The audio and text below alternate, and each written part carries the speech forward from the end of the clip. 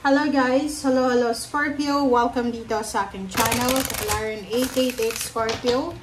Alamin natin kung anong messages, vibration, gabay energy para sa lahat. This is general reading. Pwede kang makaresonate. Gamitin mo yung intuition sa panonood.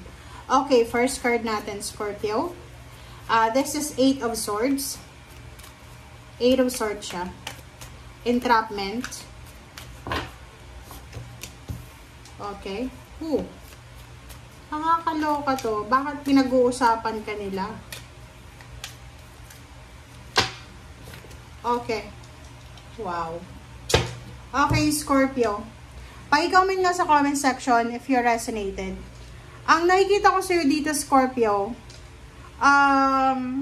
sorry maybe you are related to someone na meron siyang, kumbaga, nilabag na batas. Parang ganun. Kasi, eto, pinagchichismisan siya is number 5.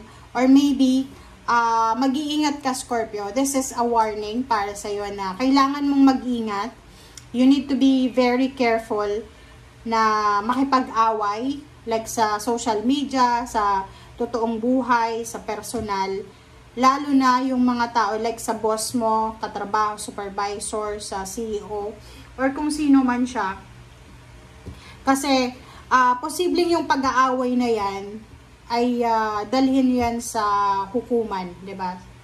Pwedeng ihabla ka, i-blatter ka, na pwedeng gusto kang ipakulong. Parang ganon. So, kinakailangan mo, Scorpio, na mag-iingat na huwag kang makikipag-away. Ito, number 5, 5 of Wands to eh. So, huwag kang makikipag-away, huwag kang, like, especially, nagchichismisan kasi to eh.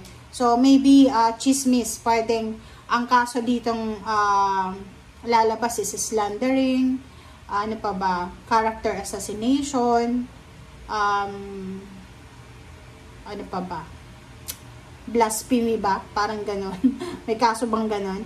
And sinasabi ng bara sa'yo dito na kailangan mong mag-double ingat. Okay? Kung may mga nag-aaway dyan, nagsisiraan, like sa GC, kung isa kang member sa isang GC, nagsisiraan sila, huwag kang makasali. Kasi baka masali ka sa mga kaso. Next is, sinasabi ng bara sa'yo dito, maybe may kakilala ka, maybe hindi naman ikaw yan, may kakilala ka dito na posibleng yun na nga, posibleng siya ay may nilabag na batas na matatanggap niya na kung ano man na verdict, kung ano man ang hatol ng huwes, and pwedeng yung hatol sa kanya is imprisonment. Okay? Wow.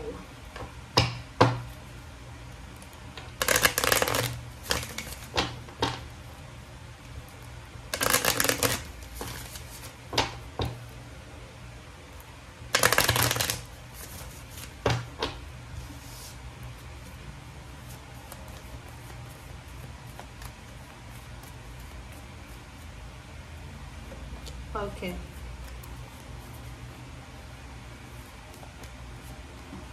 Wow. Okay. Doon sa mga nag-aalala, desperada na Scorpio, maybe you're unemployed, maybe natatakot ka na kasi ilang araw or isang linggo, isang buwan ka nang nag-a-apply pero wala pa ring development. Maybe may iba sa inyo dyan na yun. Hirap na hirap na kayo sa buhay, financial, kasi walang-wala na talaga, said na. So, you nakakaramdam ng fear, nakakaramdam ng panghihinayang, because nangihinayang ka, parang sinasabi mo na sana kung hindi ka nag-resign, hindi ka nanghihinayang ngayon na wala kang pera. But, sinasabi ng baraha, huwag kang mag-alala dito kasi may 36, this is 9, na near to completion siya. So, may distant horizon tayo, tsaka unexpected income. So, sinasabi ng bara sa'yo na posibleng makatanggap ka, posibleng makakilala ka ng isang tao na nasa ibang bansa, or isang tao na malayo sa'yo. And as isang unexpected na tulong, unexpected na payment or income, ang posibleng makuha mo or matanggap mo. So, kumbaga, kung ano man ang sitwasyon mo sa financial ngayon, parang feeling mo hopeless and helpless ka, or yung parang kailangan mo ng pera pero wala kang mahawakan, walang tao na pwedeng makapag-recommend sa'yo. Don't worry kasi from far places, from distant horizon, maybe from international siya, from other country, may isang tao na posibleng tutulong sa'yo, okay? Na makahanap ng trabaho or matutulungan ka niya para mabigyan ng trabaho. So yun, financial help.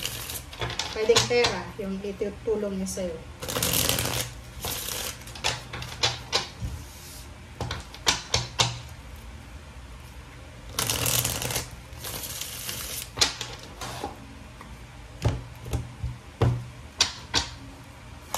Okay.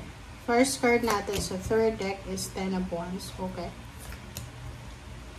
Okay, so kung makikita mo dito, Scorpio, sinasabi ng baraha sa'yo na ihanda mo ang sarili mo. You need to be prepared.